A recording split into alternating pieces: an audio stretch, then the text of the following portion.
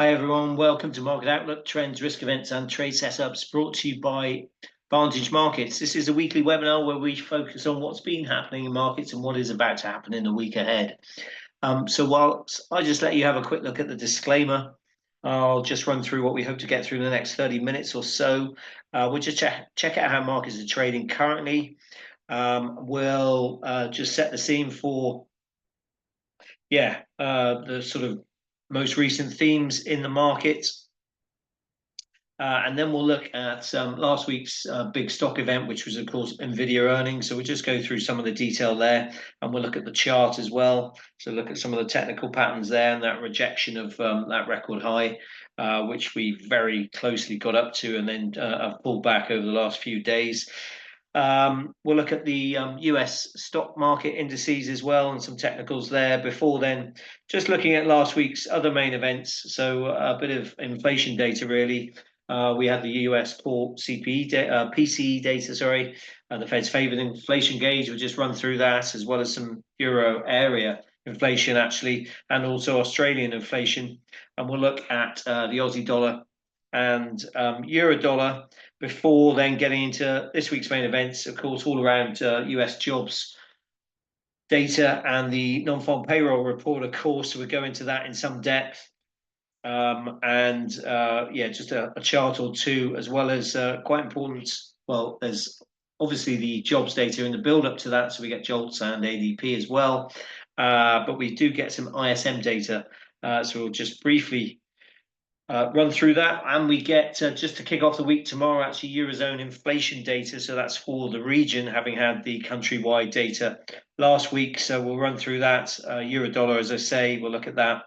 And just a quick few thoughts on sterling, actually. Not too much data, but an important date potentially coming out for the budget in the autumn. So we'll just have a look at that, some thoughts around that, and cable, so sterling against the dollar.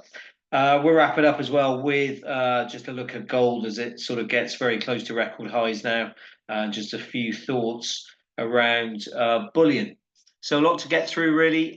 Please, I always say this, but if you do have any questions, please do ask them along the way, and I'll try and get to those as quickly as possible, or at least after the webinar finishes. So yeah, here's just a brief look at what we hope to get through. Markets generally, well, it's a US holiday, actually, so possibly quieter than normal, actually. US stock market's closed. But we are seeing some dollar selling, mild dollar selling, actually, after the US appeals court upheld a ruling that most Trump tariffs were illegal, but kept them in place as the case proceeds. Just watch that space, really, even though Trump does have other measures that he can use to push those through, I understand. Having read it this morning, US judge as well did not rule on the dismissal. Actually, there's another judge of the Fed, Governor Cook, on Friday, and asked both parties to submit subsequent court documents on Tuesday. So again, watch that space. That is due to run for quite a few months, probably, with all the legalities going through potentially. Stock-wise, APAC stocks, Asian stocks were mixed, really. Sentiment mostly subdued. The Nikkei, that hit a 3-week low on tech concerns. Nikkei 225 very much dominated by tech companies. European equities mildly positive. The Euro Stoxx 50, that's up around 0.2-0.3% last time I looked, after the cash market closed with losses of 0.8% on Friday. US stock futures mildly in the green, up 0.12%. I think the S&P 500. But as I say, it is Labor Day, a holiday in the US, so just be mindful of that, with probably thinner liquidity almost everywhere. Otherwise, general themes. Well, we had last week, really, market reacting to, of course, Powell's relatively dovish stance at Jackson Hole the week before, that Friday. That sort of lingered and rippled through, really, to particularly US stock markets. They outperform European equities, at least throughout the week, particularly due to a sell-off, actually, we saw in French banks on the back of an imminent government collapse in France. US Treasury yields and Bund yields, actually, so that's German government bonds, they traded lower, while yeah, there is increasing concern over France, of course, and those bonds and peripheral spreads actually widened, basically as the French PM, that is facing a no confidence vote in, well, I was going to say early September, but started next week, I think, the 8th, I think that is that vote. So yeah, pretty much drawing attention to previous French troubles, and they're gaining more traction now, obviously with the passing potentially around these public savings. That is an issue to watch, really, but hasn't really affected the euro very much, and probably will only do so if it blows up massively. But otherwise, the market thinking not too much to be worried about at the moment. The other issue, of course, is around Fed independence that we've had all last week. President Trump's attempt to fire Fed Governor Cook, basically on the basis of mortgage fraud, whether that counts or not, is probably the discussion for the courts going forward. That did create a little bit of sort of US headwinds, both bond and FX markets, and certainly is a sort of something, a theme that overhangs any dollar bids, really, you would say, especially over the last few weeks and potentially going forward as well.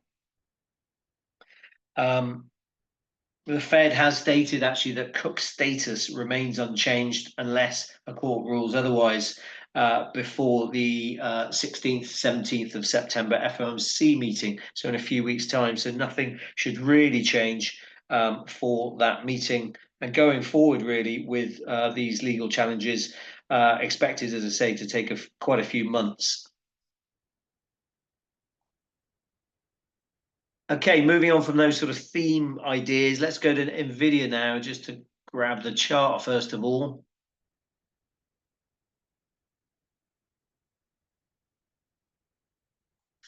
And yeah, here's the NVIDIA charts. So earnings, of course, last Wednesday after the US closed, really interesting because of just the super high expectations, really, of markets for the obviously the biggest company in the world by market cap, 4.3 trillion or so, how that can continue to really exceed those big expectations. So the company did beat on its top and bottom lines, but it really couldn't clear those sort of sky high expectations, and that kind of triggered a sell the news reaction. There was also focus on the outlook forecast, which we mentioned in our preview last week, which was not as strong as some had expected. Q3 revenue guided at $53 billion versus some expectations as high as $60 billion. And then along with slowing revenue growth and obviously China export risks, highlighting the potential for kind of compression in the AI leaders, and especially given crowded positioning, then yeah, we have had a sort of questioning around NVIDIA. Really, it is growing, but it's slowing, I guess, is one phrase that I quite liked. And markets really sort of balancing now the sort of long-term AI narrative with, I guess, a tilt towards defensives and potentially broader diversification. Just on the numbers then, obviously, numbers beat expectations. Revenue, just for your guide, that rose 56% year on year to 46.7 billion. Q3 guidance, as I said, was around 53 billion. And really then, yeah, we can just see this reaction on this chart here. So you can see on the Thursday, quite well, relatively muted reaction. I think we're down 3% or so, and less really by the end of the close, around just over 1%, 1.1%. I think we closed on Thursday. If you remember, I said options pricing priced in around a 6% plus or minus move before the release, and that was actually down from the sort of long-term average of around plus or minus 7% options price before the release as to what to expect, and the price reaction and the price action after the release. So really quite muted reaction, even though we sold off, as I say. Why do we sell off? A number of reasons then, really. Data center line underwhelmed, really. That is by far the biggest growth driver of NVIDIA's revenue. Still strong results, of course, but they fell short really of whisper expectations on Wall Street, and that was kind of enough to cool the AI frenzy. The growth curve, generally, that's probably flattening as well. We obviously have had triple-digit growth we saw that from 2023 to 2024. As I say, that's now decelerating, so it's slowing growth. There is growth, but it's slowing, and investors sort of worrying slightly more now about slower revenue expansion, meaning earnings multiples could compress even if absolute profits, of course, remain stellar. That is the point, of course, with these huge 46 billion number sort of headlines, but then, of course, that growth year on year is then slowing.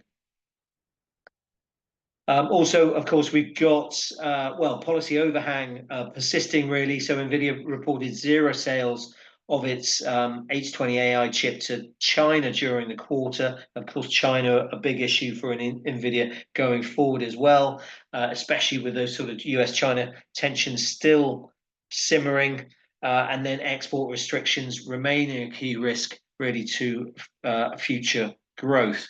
Finally, I've sort of mentioned it as well with crowded positioning. NVIDIA, of course, we've seen this sharp run up, into results, into earnings, and that, of course, then meant outside weight in the broader stock market indices. I think NVIDIA was around 8% of the S&P 500, just that single stock in amongst 499 other stocks. So incredible weighting, just kind of all meaning all down to crowded positioning as well.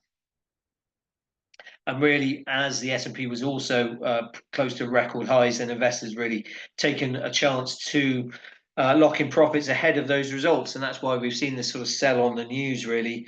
Of course, AI, I guess it remains a transformative theme, no doubt, but the sort of hyper exuberance, which we actually talked about quite a few weeks ago, which we were seeing in markets, just with various signs, valuations for sure, and then other areas of the market also being slightly exuberant as well. Then the trade probably in tech may be more selective, may demand more diversification and kind of more tactical strategies. For the chart, then you can just see that high was at 184.47 on Thursday, and then we closed a touch lower, as I said. Then Friday, a sell-off as well, down 3.3%. That dragged the wider index lower as well, the Nasdaq and also the S&P. So we've got Keltner channels in here. If I just take those off, then you can see the blue lines, the 50-day moving average, that's at 170.52. And then we've got this swing low from late August around 168.80. So that could be initial support. And then the upside, of course, capped by that record high at 184.48 from mid-August last month. So aside from NVIDIA, otherwise global risk sentiment that did deteriorate on Friday generally. Sell-off in US yields led by the long end, a lot of focus on the 30-year US Treasury yield now, which has been rising. The S&P closed down 0.6% on Friday. That erased earlier gains from the week, really, with the index pretty much closing unchanged. If I just pull up the S&P 500 chart, the weekly chart, you can just see that candle there, pretty much doji-like, pretty much unchanged, but just off those record highs. If I just show you, the record high was on Thursday at 65.08. So sort of 6500s is that sort of initial resistance now, and obviously key psychological level. You've got the blue line just below there at 63.16, sort of tallies with these swing lows from 20th of August around 63.84, 63.52. So a little bit of support there you would expect. That's the S&P 500, so the broader index. I've still got in there, of course, this ascending bull channel. So series of higher highs, higher lows. We dipped out of that channel, if you like. having edged along the bottom edge of it, the bottom band, if you like, but then we're just sort of tacking up, but getting a slightly more messy now. I'll just pull up then the NASDAQ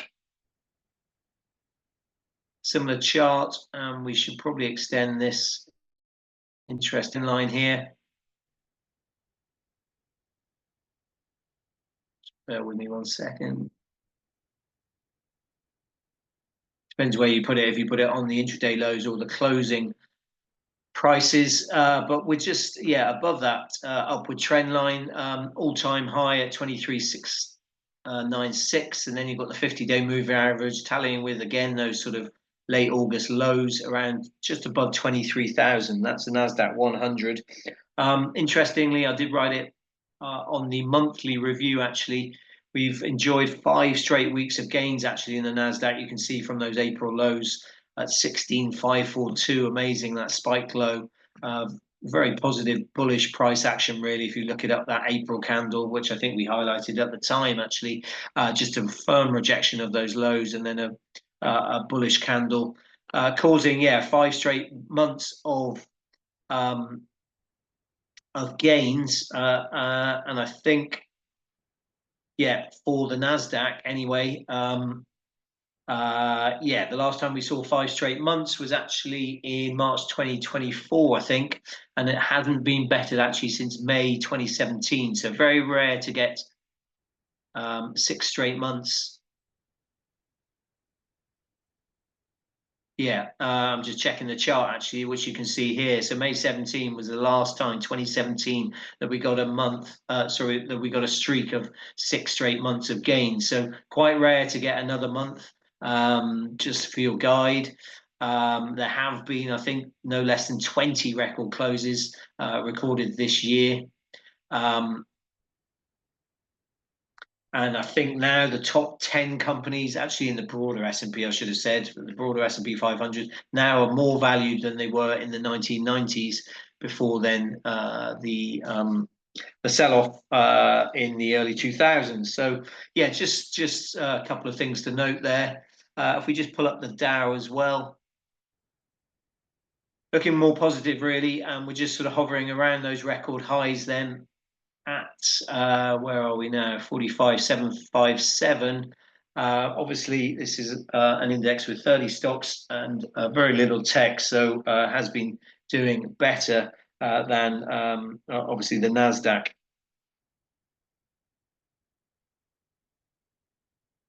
Defensives, of course, then that means, and we saw that on Friday actually, defensives have been outperforming cyclicals, and of course the cyclical sell-off led by the tech sector, even though we've seen that strong run, of course.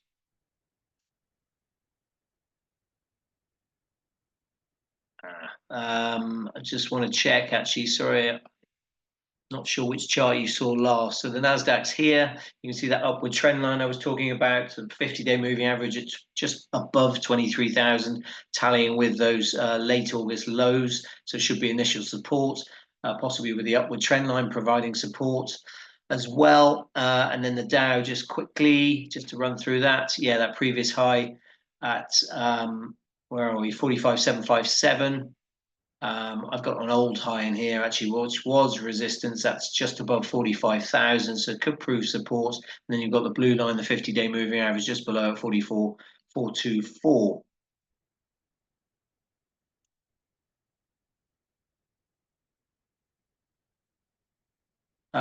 Just to step back a touch, sorry, also have this chart by Reuters, an NVIDIA chart, just showing you just how much shows the percentage of quarterly revenue beats over the previous few quarters, and you can just see how that is now sort of slowing now. The percentage, this is not the amount, but the percentage really of quarterly revenue beats, and you can just see now slowed quite considerably from that peak in July 2023.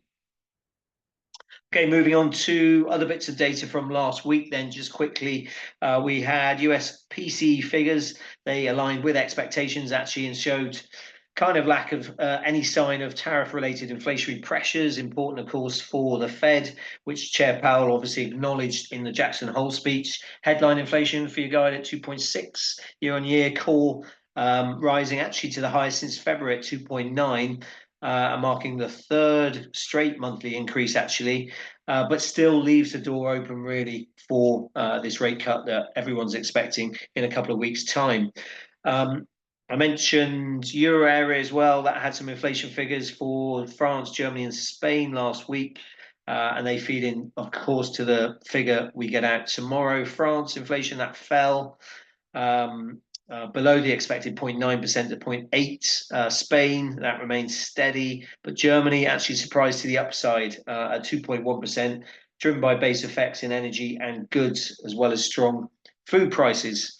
So they feed in, as I say, to the Eurozone inflation data. I'll go through that very shortly, but also just run through the Aussie data that we got. So I'll just bring up the Aussie dollar chart, actually.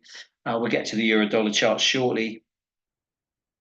But here's the Aussie dollar chart. Aussie inflation, that rose from 1.9% in June to 2.8% in July. Underlying measures also accelerated substantially. And then the trimmed mean measure, that increased as well to 2.7%.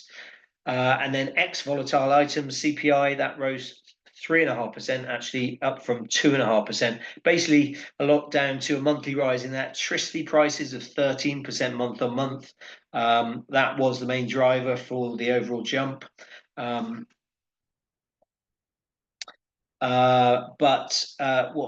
Price rises due to the annual electricity prices review came into effect. On the other hand, rents, they rose 3.9% down from 4.9%, lowest annual rise since November 2022. The rise is basically in volatile measures, and that does suggest then we will see a reversal in the coming months. Even so, the data kind of suggested the RBA might hold to a pace of gradual policy normalization. They cut the policy rate by 25 basis points to 3.6% last month in August, of course, and they're only expected to make the next step actually in, I think, around November, towards the end of the year then, for the next RBA cut. Aussie dollar, you can see the chart, a little bit of price action or volatility. Actually, we dipped down to, I just pulled back. So we've got a long-term fib level from the high in September 2024 down to the April 25 low. Halfway point of that move is at 64.27, so that's acted as decent support. You can see a couple of times already. Now we're up to the 61.8 fib level, a retracement level of this big move lower. The 61.8 is at 65.49. That's 0.6549, just for your guide. And then we've got these highs from July around 66.25, if we can stay around there. We've moved above the blue line, the 50-day moving average. That's at 65.17. The grey line for your guide is the 100-day. The blue line, the black line is then the 200-day. So bulls eyeing up, no doubt, as we get a pickup in bullish momentum, actually, and consecutive days of gains, actually 5 now straight days of gains for the Aussie. Then all eyes, especially if you're a bull, on that high at 66.25, which goes back to November of last year, those levels. So interesting to watch the Aussie going forward. We do get Aussie GDP, just for your guide, out this week on Wednesday. Consensus expects growth of 0.5% as the recovery stalled in the first half of this year. Economists say actually that the extent of the pullback in public demand has surprised on the downside. So watch out for Aussie GDP on Wednesday. Okay, moving on to this week's main event, of course, non-farm payrolls. That's out on Friday. Just pull up a graphic first of all. Hopefully this is of use to you guys. I do ask sometimes for it to be put out on our socials, but they'd have to change up the graphics, I think. But Yeah, do let me know if you'd like this on social so you can see more of these type of graphics actually, and I'll speak to the relevant people. But otherwise, yeah, consensus expects at the moment around 75,000 jobs to be added to the US economy in August. That number will change though for your guide as we get JOLTS ADP data coming through and ISM employment data actually as we get that through this week. Just again for your guide, because of the US holiday today, then those numbers which normally come out on a Tuesday and Wednesday, JOLTS and ADP, they push back another day. So JOLTS comes out on Wednesday, that's job vacancy numbers out of the US, and then ADP employment, that comes out on Thursday, normally a Wednesday, but because of the US holiday. So NFP, yeah, 75,000 is the current estimate, consensus estimate. That's after the 73,000 gain last time around. Unemployment, that's due to pick up a tenth to 4.3%, just below that end of year projection for the Fed or by the Fed of 4.5%. Average earnings seen matching the July figure at 0.3%.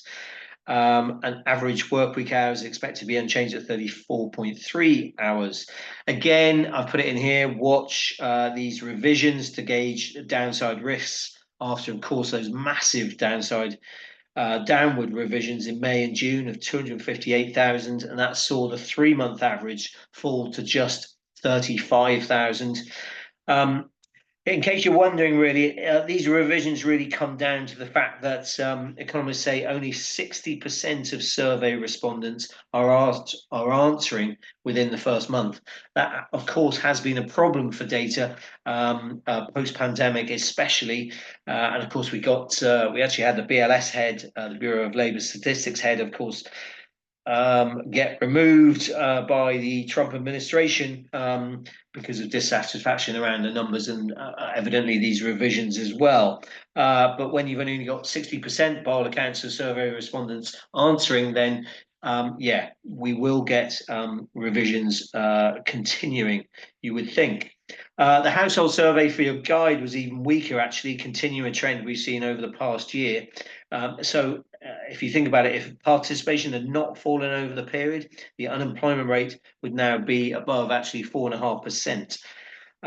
All that said, though, I know that while late arriving responses have caused those downward revisions in July, apparently there is also not massive evidence for meaningful serial correlation and revisions across months. So sort of going against what I just said, but some economists think that, other economists think differently, as I sort of highlighted just before that. So some don't expect substantial changes to June or July estimates, but then, as I've mentioned, that 60% figure kind of means, yeah, it will be interesting, and kind of means to me that you kind of think a lot of economists, yeah, or should I say, it's very tough to predict the headline number. I think that's the best way of putting it.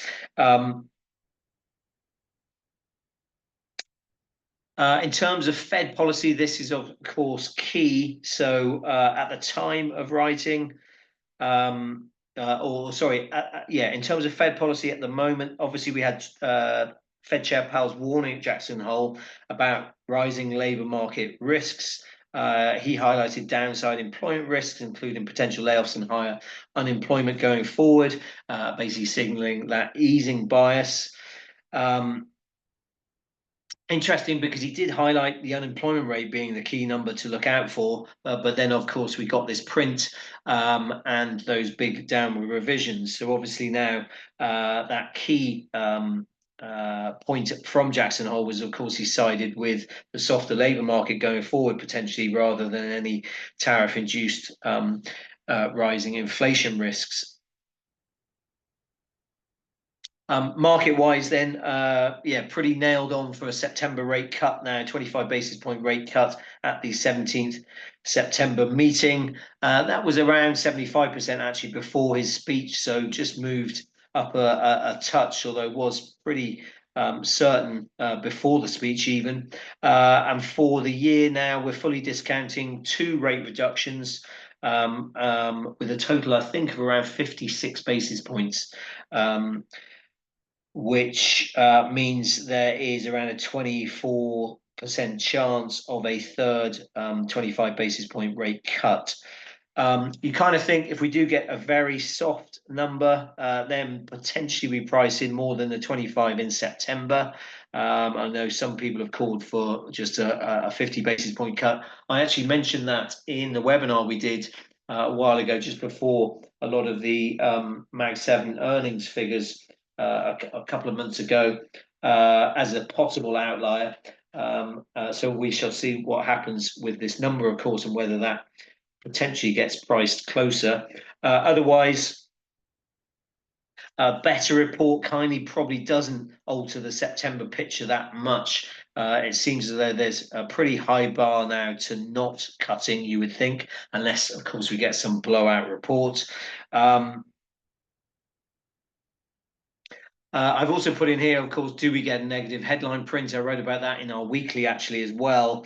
You kind of don't get negative headline prints. They're typically not seen outside of recessions. So just sort of put that in there just as a guide, because May and June, of course, they came close to being negative, and actually they could end up being negative once the data is finally revised. But yeah, this print at the moment, 75K, then the key number. Surveys aren't great either, with neither businesses nor sort of consumers especially upbeat about the jobs market. But yeah, we'll see on Friday what happens. Here you can just see that expectations actually 78. Reuters had actually, I've got 75 as a consensus number, but around that mid-70s number. And you can just see those relative to the previous headline prints that we have had, with those revisions, of course, in May and June in there now, and contrasting with the previous months. Otherwise, let's just go to euro dollar now as well, and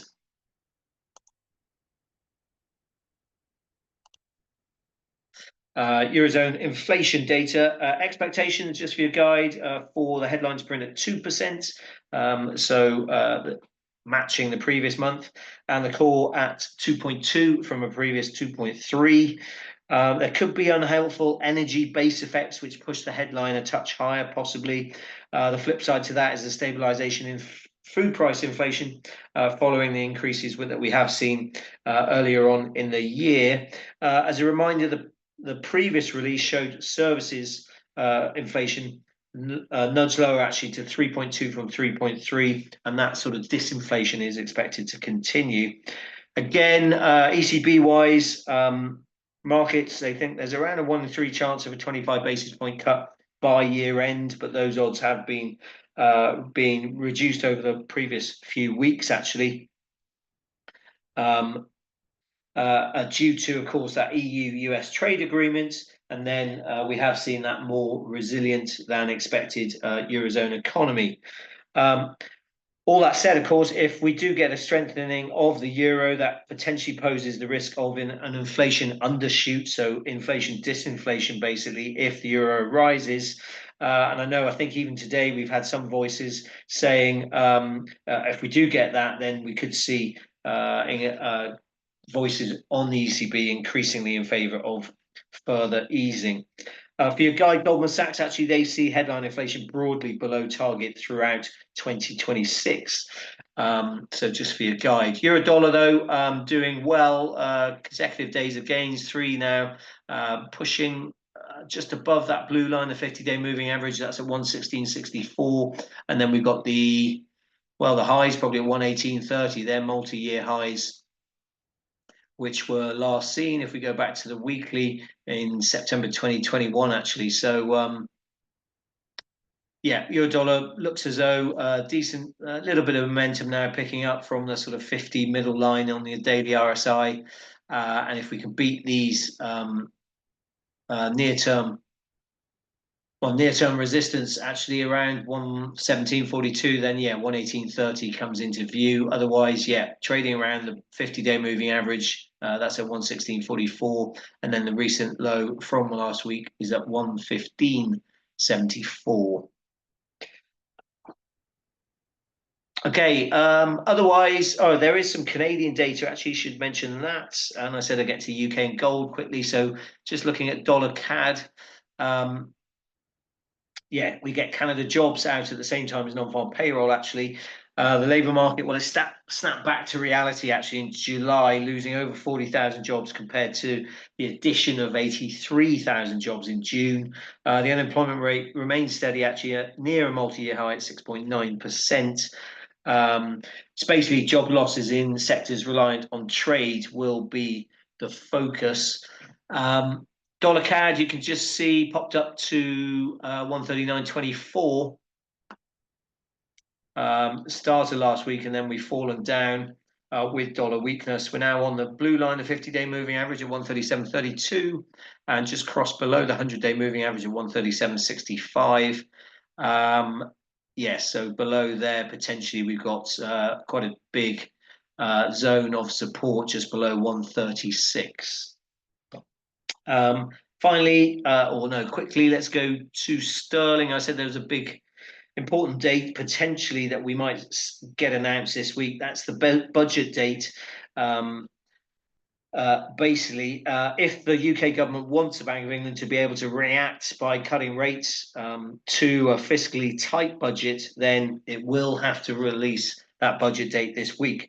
Basically, the OBR, so the Office for Budget Responsibility, that requires 10 weeks' notice for the budget. And the November Bank of England meeting is on the 6th of that month. Of course, a lot of speculation around Chancellor Finance Secretary Reeve. The UK government basically remains in a very tight fiscal corner, and certainly one of the risks to the pound over the coming months is basically a tight fiscal but then looser monetary policy package. We're getting obviously stagnant growth, sticky inflation, and then high debt levels, which yeah, you might have seen as, of course, cause it a potential doom loop in the UK and comparisons with even the sort of late 1970s and the UK going cap in hand to the IMF. That is very, very unlikely. And those stories, I would say, are just trying to garner debate, of course. But as I said, it is a tight fiscal corner for the UK government at the moment. For your guide, the MPC, the Bank of England, there are some members testifying in Parliament on Wednesday. They'll probably likely repeat their hawkish position that we saw at the previous Bank of England meeting. That now sees only markets pricing around 10 basis points of cuts for the whole of this year then. And that has been underpinning support, you have to say, for sterling, certainly against the dollar. Where rate cut bets have been, of course, increasing for the Fed.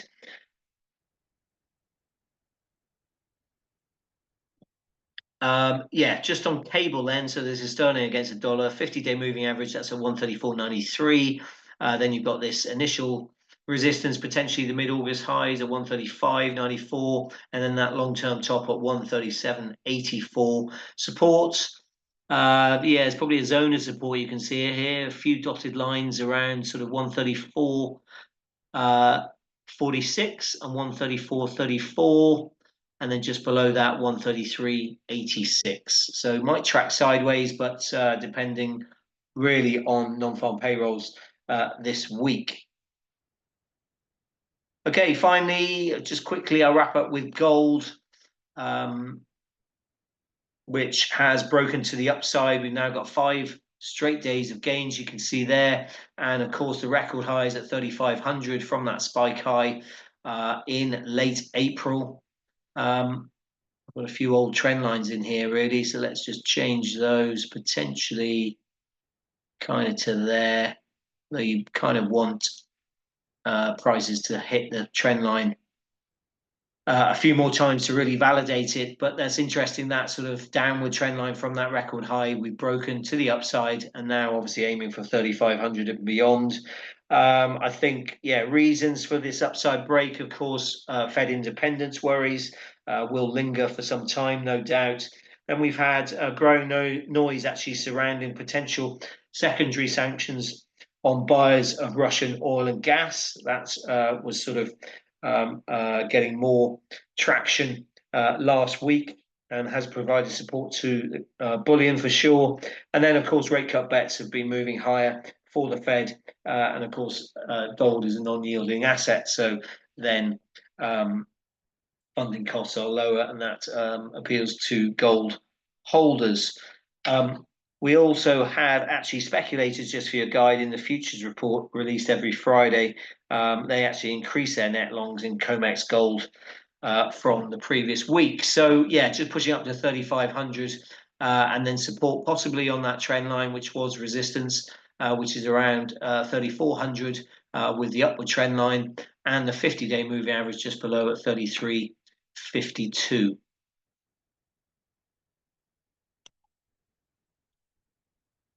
Okay, I think I'll wrap it up there. I don't see any questions, so hopefully that's been all clear to you guys.